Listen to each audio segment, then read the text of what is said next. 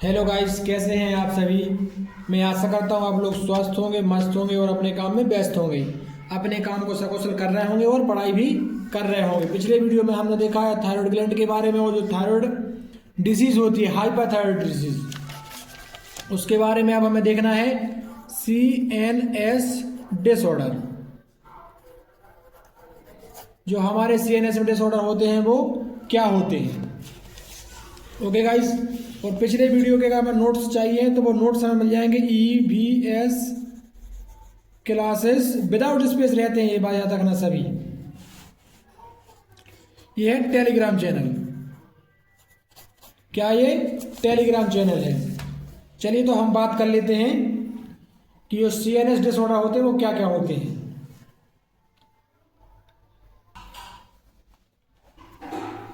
Epilepsy, इसको हम scissor भी कहते हैं और गांव देहात में इसको हम मिर्गी के नाम से जानते हैं। क्या? मिर्गी। इपिलेप्सी मतलब मिर्गी। एल्जाइमर, ये भी एक मेंटल डिसऑर्डर है जो हमारे ब्रेन को क्या कहता है, डिसबैलेंस कर देता है, प्रॉपर काम नहीं करने देता है। CNS का मतलब होता है सेंट्रल नर्वस सिस्टम डिसऑर्डर। जो हमारे सेंट्रल नर्वस सिस्टम यानी कि जो हमारे ब्रेन और स्पाइनल कॉर्ड में जो डिसीज होने वाली है उसकी बात कर रहे हैं हम यहाँ पे। Okay, epilepsy, Alzheimer, migraine, Parkinson और स्ट्रोक। हम देख लेते हैं इपिलेप्सी, हमें जब झटके लगने लगे, दौरे पड़ने लगे, इसको हम सीजर और मिर्गी कहते हैं। एल्जाइमर, जब हमें क्या पागलपंती जैसे दौरे, इसमें डेमेंशिया एक इसका रूप होता है, वो बहुत बहुत बढ़ जाता है और पागल हो जाते हैं। हमारा जो कॉन्शियसनेस है मतलब अब नॉर्मल बिहेवियर हो जाता है। माइग्रेन, हमारा जो वन साइडेड पार्ट है ब्रेन का वो पेन करता है, दर्द करने लगता है, वो माइग्रेन कहलाता है। पार्किंसन, इसमें पर्टिकुलर बार क्या जिगजैग मोशन में काम करते हैं, ऐसे कपते रहते हैं। बहुत से लोग हमने देखा है, हमारे जो मतलब बुजुर्ग लोग हैं उनको हमने देखा हो, किसी के हाथ पैर कांपते हैं, किसी का सिर ऐसे हिलता रहता है, समझ रहे ना।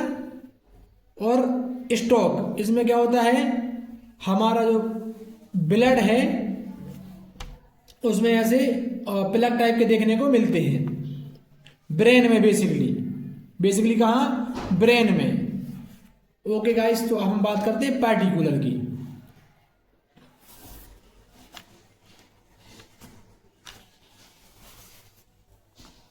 अगर आपको हमारे वीडियो पसंद आते हैं तो वीडियो को लाइक करें और चैनल को सब्सक्राइब करें। चलिए गाइस, हम देख लेते हैं इपिलेप्सी क्या होती है। वैसे तो हम बता चुके हैं आपको, फिर भी हम थ्योरेटिकली इसको देख लेते हैं। Epilepsy is a chronic brain disorder. ये धीरे धीरे होने वाला लंबे समय तक एक दिमाग का डिसऑर्डर है। कैरेक्टराइज्ड बाय रिकरेंट, मतलब झटके। हम देखते हैं ना, करंट लगता है तो बार बार झटके लगना, मतलब रिकरेंट। इसका लक्षण होता है हमें बार बार दौरे आते हैं। उसके बाद होता है अनप्रोवोकेड सीजर, मतलब अचानक से, कभी भी, कहीं भी। ये क्या है? इपिलेप्सी है। Which are caused by abnormal electrical activity in the brain. और दिमाग में एबनॉर्मल एक्टिविटी होती है, अचानक से पता चला कि हम बैठे और झटके आ जाए, हम एक हम ऐसे कांपने लगे, घबराने लगे, समझ रहे, या फिर हमारे मुंह से झाग टाइप का आ जाए, ऐसे बहुत से कारण हो सकते हैं। दिस में रिजल्ट इन एबनॉर्मल बिहेवियर, और हमारा बिहेवियर क्या हो जाता है, बदल जाता है। लाइक इनवॉलेंट्री मसल्स मूवमेंट, जो हमारे इनवॉलेंट्री मसल्स है वो क्या करने लगे, मूव करने लगे, या मूवमेंट करने लगे, या क्या करने लगे, कब आने लगे, ऐसे क्लम्पिंग टाइप के होने लगे। बेसिकली क्लैंपिंग तो इसमें नहीं होता है, लेकिन हाँ थोड़ी सी अकड़न देखने को मिलती है, मतलब थोड़ी थोड़ी। और जनरली क्या होता है, झटके लगते हैं बार बार बार बार बार बार झटके लगेंगे, तो क्या कहलाएगा, आपकी एपिलेप्सी है। एपिलेप्सी कई प्रकार की होती है, जैसे कि हम बात कर लेते हैं टाइप ऑफ एपिलेप्सी। पार्टिकल या पार्शियल सीजर, और इसको क्या बोलते हैं, साइकोमेटिक एपिलेप्सी। क्या बोलते हैं, पार्शियल या साइकोमेटिक एपिलेप्सी। जनरलाइज सीजर या एपिलेप्सी, टोनिक क्लोनिक सीजर या एपिलेप्सी, पेटेड मल एपिलेप्सी या सीजर, स्टेटस एपिलेप्सी या सीजर, मायोक्लिनिक सीजर या एपिलेप्सी, फेब्राइल सीजर या एपिलेप्सी। कई टाइप की एपिलेप्सी होती हैं और कई कारण होते हैं। आप देख लेते हैं सबसे पहले पार्शियल या साइकोमेटिक सीजर या एपिलेप्सी क्या होती है। स्टार्ट इन ऑन एरिया, मतलब एक तरफ या एक एरिया में, ऑफ द ब्रेन, कहा ब्रेन में, ब्रेन के एक एरिया में, एंड में cause a person to experience a temporary change in awareness और सेंसेशन। क्या रहेगा, टेम्परेरी मतलब कुछ समय के लिए, क्षणिक। क्या रहेगा, अपना बिहेवियर चेंज देखने को मिलेगा, ठीक है, एबनॉर्मल हो जाएगा। उसके बाद क्या रहेगा, जो हमारी इनवॉलेंट्री मसल्स हैं वो क्या करने लगेंगी, टचिंग करने लगेंगी। क्या करने लगेंगी, टचिंग करने लगेंगी। इससे क्या रहेगा, ऐसे ऐसे झटके टाइप की, कुछ भी हो सकता है, कुछ भी हो सकता है, मतलब झटके लगते रहेंगे। इन अ स्पेसिफिक बॉडी पार्ट, किसी बॉडी के एक पार्ट में, बॉडी के किसी एक पार्ट में, मान के चलो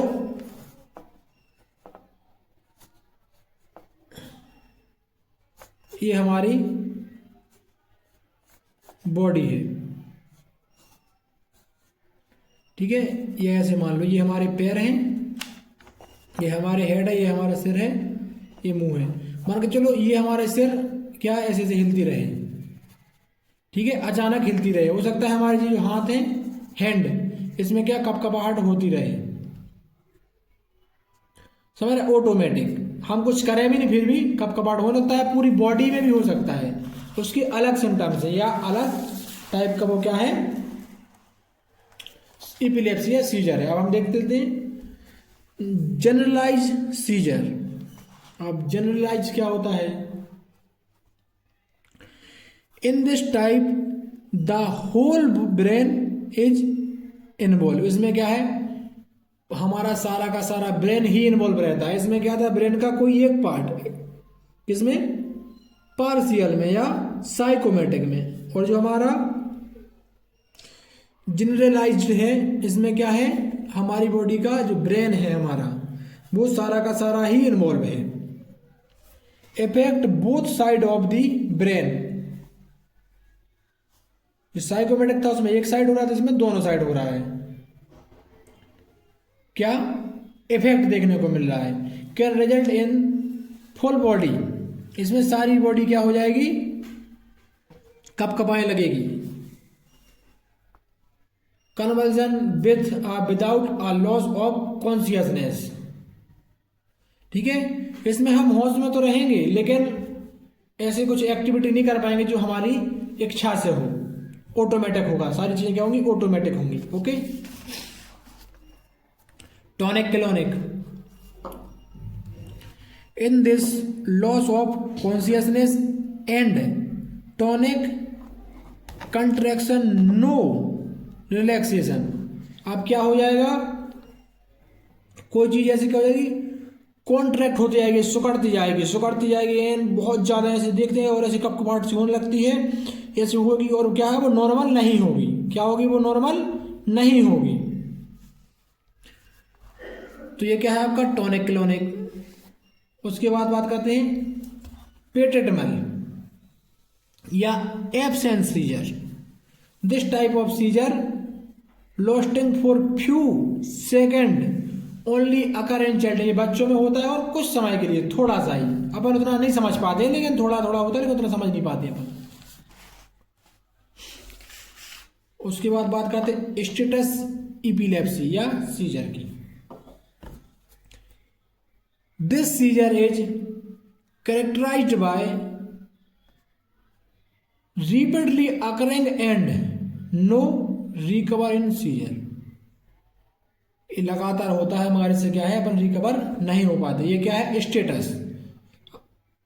हम देखते हैं कि स्टेटस हम लगाते हैं, 24 घंटे में क्या होता है निकलता जाता है, हटता जाता है, लेकिन ये क्या है बार बार अपन स्टेटस लगाते जाते हैं। ऐसे इसमें रिकवर नहीं हो पाता है और बार बार क्या झटके लगते रहते। ये क्या स्टेटस।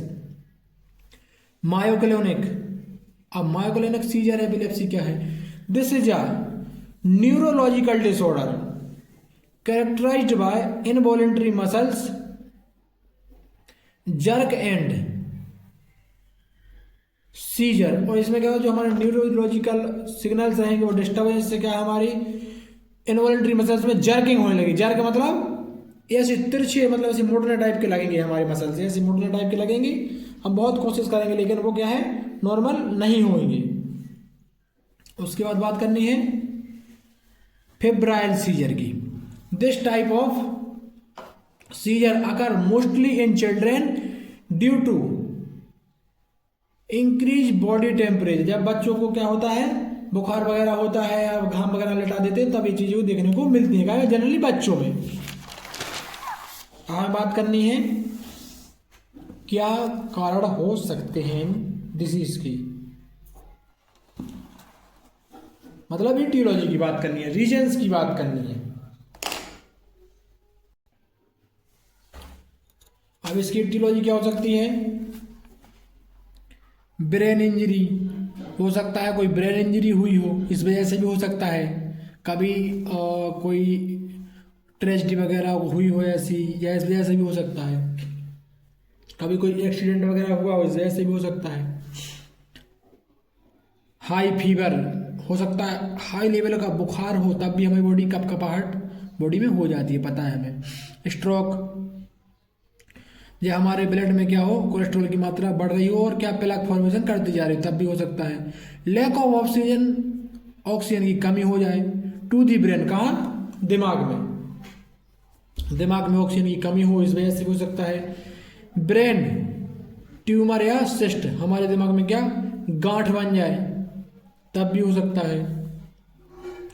डेमेंशिया और एल्जाइमर, हमें क्या पागलपंती वाली हमें क्या हो चीजें हों, जैसे कि एल्जाइमर मतलब वही एक टाइप का पागलपंती वाली चीजें होती है और डेमेंशिया मतलब पूरा पागल हो जाता है लोग, ठीक है, जो ह्यूमन होते हैं पूरे पागल। उसके बाद कोई भी इन्फेक्शन जैसे कि HIV एड्स वायरस कोई भी इस वजह से भी हो सकता है, या न्यूरोलॉजिकल कोई डिजीज हो। हम देखते हैं ये बहुत से कारण हैं, बहुत से रीजन हैं, कई रीजन और भी हो सकते हैं। हम देखते हैं पैथोजेनेसिस।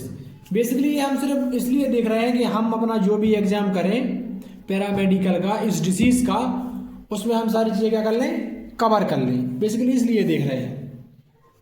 इसकी पैथोजेनेसिस क्या हो सकती है? Epilepsy occur when there is on imbalance between excitatory and inhibitory signal in the brain. अब इसमें क्या रहता है हमारी ब्रेन में, जो सिग्नल्स हैं क्या है सिग्नल्स हैं, चाहे वो एक्साइटेटरी हो या इनहिबिटरी, कम वाले हो या ज्यादा वाले, इनका क्या हो जाता है इम्बैलेंस हो जाता है। क्या हो जाता है इम्बैलेंस, ये बैलेंस नहीं रहते हैं, या तो बढ़ जाएंगे या कम जाएंगे। या फिर बेसिक जो मैकेनिज्म है वो है स्टिमुलेशन ऑफ ग्लूटामेट एक्टिविटी। हमारा ग्लूटामेट एक क्या होता है एक टाइप का एक न्यूरोलॉजिकल सिग्नल है जिसमें क्या रहता है, इससे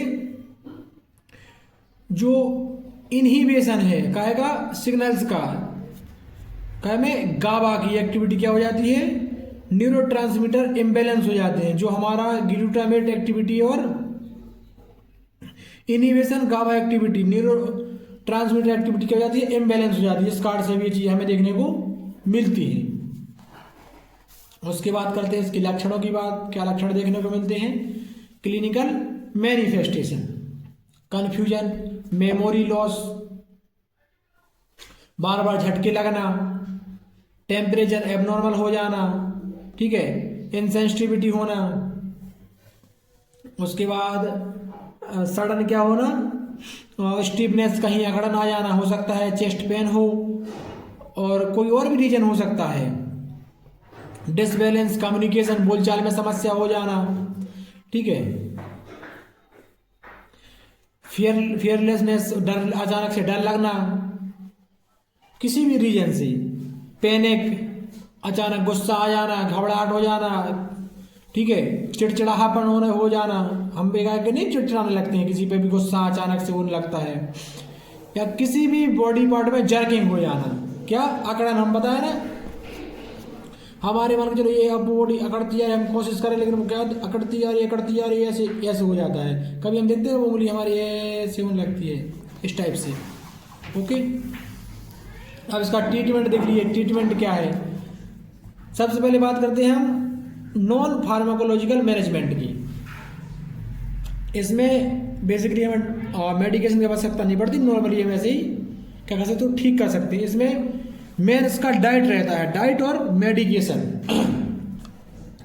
मेडिकेशन से मतलब हमारा मेडिटेशन, क्या,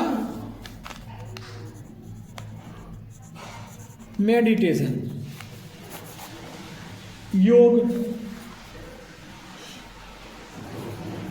योगा और मेडिकेशन, ये बहुत इंपॉर्टेंट है। उसके बाद कुछ डाइटरी फैक्टर्स हैं, इट मीन्स कुछ डाइटरी चीज़ें हैं जिसको हम लेके क्या कर सकते हैं, अपना जो इपिलेप्सी की जो डिजीज है उसको नॉर्मल कर सकते हैं, जैसे कि मीट,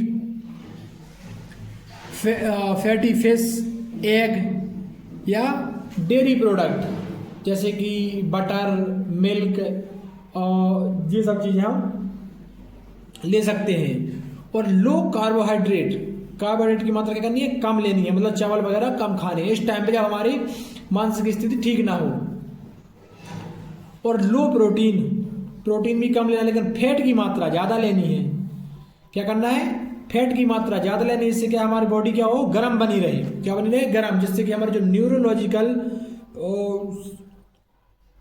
ट्रांसमीटर्स हैं वो प्रॉपर वर्क करें। ओके, अब बात करते हैं फार्माकोलॉजिकल मैनेजमेंट की। कुछ एंटी इपिलेप्टिक ड्रग भी आती हैं, उसको भी ले सकते हैं। गाबापेंटेन, ये ड्रग्स लिखी हुई हैं, गाबापेंटेन, टोपिरामेट, ये है किलोबाजाम, बिगाबाट्रेन, पिरामिडोन और लीमोट्रिजिन, कुछ ड्रग्स हैं जी। ये ड्रग्स आप एंटी इपिलेप्टिक ड्रग हैं, और भी कई ड्रग्स हो सकती हैं।